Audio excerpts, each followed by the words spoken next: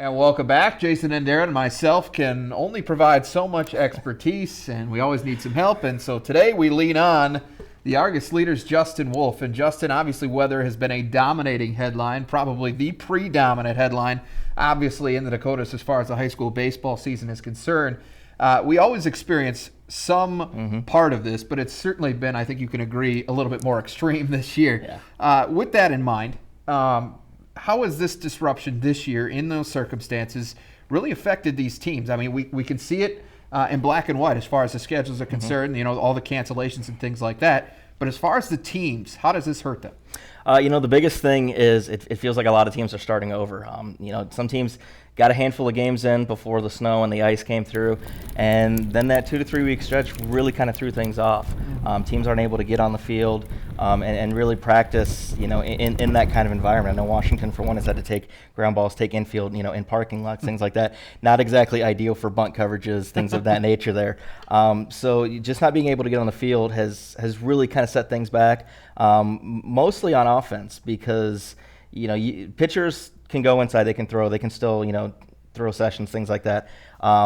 Hitters themselves, though, it's hard to kind of duplicate what you're going to see game speed wise, and that's kind of why you've seen teams like Roosevelt really kind of struggle to score some runs as we come back from that ice storm. Yeah, that live pitching, it's tough to replicate in a cage. When you've got a guy standing behind a screen trying to chuck it while not throwing into the actual net. So that certainly explains part of that. But other than the weather, are there any other storylines? It's tough. Again, it's been the biggest headline. It's been it's been the talk of everything here. You look at Harmon Park. If anybody was out there right after the storm, and 2 of the 3 fields aren't playable. So now the other 2 are, but it messes up schedules there. But we're not that far away from region tournaments, from getting everybody, having them punch their tickets and things like that. And it's funny because at the beginning of the season, your thought is, let's get that number 1 seed, let's win our region, let's do things like that. Now it's just let's get to a point where we're playing good baseball, where we're able to score runs, things like that. So by the time that does roll around, it doesn't matter if we're home or away, it doesn't matter where we're at, but so we're playing some good baseball and can try and make it stay here. And that'll be. In a way, it's kind of the great equalizer, too, because everybody's trying to work through these same problems, but some teams in different parts of the state have been able to play a few more games for whatever reason, and teams in Sioux Falls moving their games to Vermilion just to get games in, which I'm sure you enjoy, the extra driving. But, so when we get to that point where people are playing for postseason bids and things of that nature, it's going to be interesting to see how that all plays out, just because maybe a team that shouldn't win a game will, just based on that fact. Absolutely. And I think you look at the teams right now. A team like Roosevelt, again, isn't scoring runs, but they've got pitchers, and they can overcome things like that. You look at Washington kind of doing the same thing with Hander and Cost, guys that can right the ship when it's kind of chaotic and things aren't going quite the way they should be.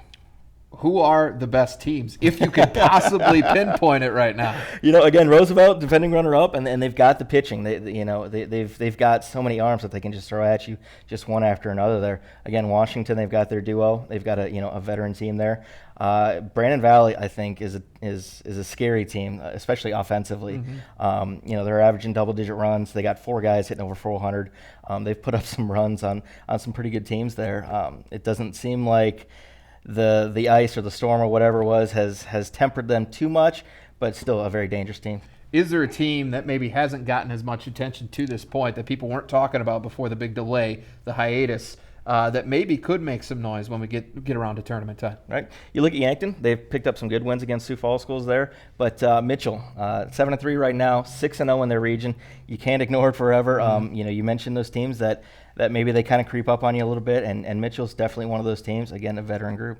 And Mitchell's a team that has tournament experience. They've won before, so they know what it takes to do that. So obviously that will be an interesting thing to watch as the season continues to play out. All right, thanks a lot, Justin Wulf from the Argus Leader. Well, baseball, as you can tell, is a tough game to predict, and all you have to do is take one good look at Jason Andera's power rankings, and that'll show you all you need. We'll take a look at his latest batch right after this.